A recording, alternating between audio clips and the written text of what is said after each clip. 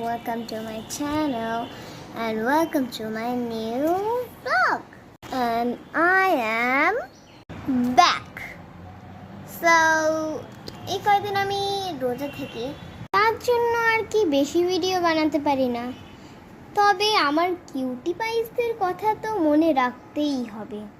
So রোজা থাকুক বা না থাকুক, তোমার যারা আছে তোমাদের জন্য ভিডিও বানানোর জন্য, আর সাথে সাথে তোমাদেরকে এন্টারটেইনমেন্ট করার জন্য। সো এই কয়দিন যেহেতু রোজা আমি থাকি, তার জন্য একটু তো কষ্ট হয়, ভিডিও বানাতে পারি না। আমি তারাবি পড়তে হয় 20 রাকাত, তো অনেক মানে আবার কিছু পড়াশোনা ছিল স্কুল থেকে।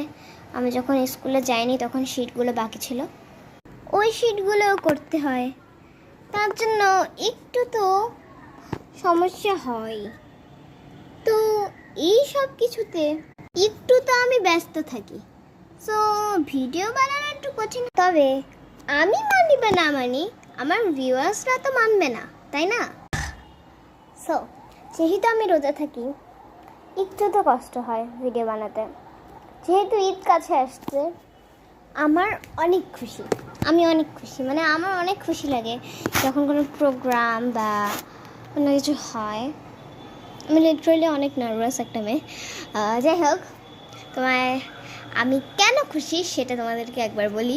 গাইস, তোমরা হয়তো জানো না কি আমি কেন খুশি। তোমরা হয়তো বলছো আমি ঈদের জন্য খুশি।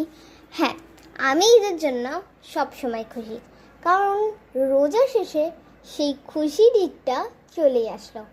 তবে ঈদ ছাড়া আরেকটা জিনিসেরও খুশি থাকে, সেই জিনিসটা হলো আমাদের প্রিয় আত্মীয় স্বজনদের আসা। আমি পারবো না, তবে এই জিনিসটা যে আমার কত পছন্দ আমি বুঝতেই পারি না। মানে আত্মীয় স্বজনদের আসা মানে মজা, খেলা আর ধুলা। নো লেখাপড়া, নো মারামারি, জাস্ট খেলা আর ধুলা। তার জন্য আমার খালামণি, আমার নানু, নানা, আর আসছে আমার খালাতো বোন। সো খালামণিদের সাথে আছে খালামণি আর খালাতো বোন, এরা দুজন যে আমার কি ভালোবাসে, তার জন্য আমি অনেক খুশি। তোমাদেরকে ঈদ মুবারক। আমি আমার খালাতো বোনের জন্য অনেক কিছু বানিয়েছি, তার মধ্যে একটা তোমাকে এই মুহূর্তে দেখাবো। একটা গিফট।